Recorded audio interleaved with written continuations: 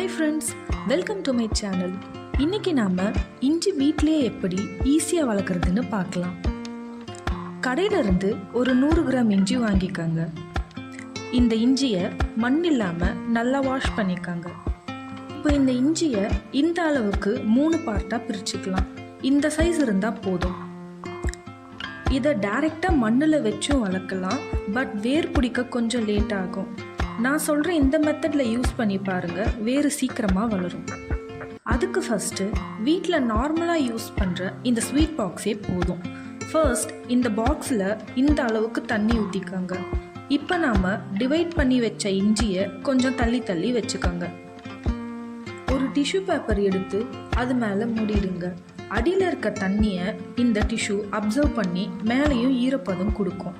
இப்போ இந்த பாக்ஸை மூடி போட்டு சன்லைட் இருக்க இடத்துல வச்சிடுங்க. டைரக்ட் சன்லைட்டில் வைக்காதீங்க. இப்போ ஆல்ரெடி நாங்கள் வச்ச இஞ்சி 5 நாள் ஆகிருக்கு. இதில் எப்படி வேர் முளைச்சிருக்குன்னு பாருங்கள். சைட்லலாம் நல்லா வேர் பிடிச்சிருக்கு. இப்போ இந்த இஞ்சியை இன்னும் ஒரு 10 நாள் கழித்து மண்ணில் நடவு பண்ணிடலாம். இதை நீங்கள் க்ரோ பேக்லேயும் வச்சு வளர்க்கலாம், இல்லை தரையிலையும் வளர்க்கலாம். ஆனால் நம்ம தரையில் வச்சு வளர்த்தா இஞ்சியோட க்ரோத் அண்ட் வால்யூம் நல்லா இருக்கும். இப்போ நாம் எடுத்திருக்க 100 கிராம் இஞ்சிக்கு 10 மாதம் கழித்து அறுவடை பண்ணும்போது 1/2 கிலோவில் இருந்து 3/4 கிலோ வரை இஞ்சி நமக்கு கிடைக்கும்.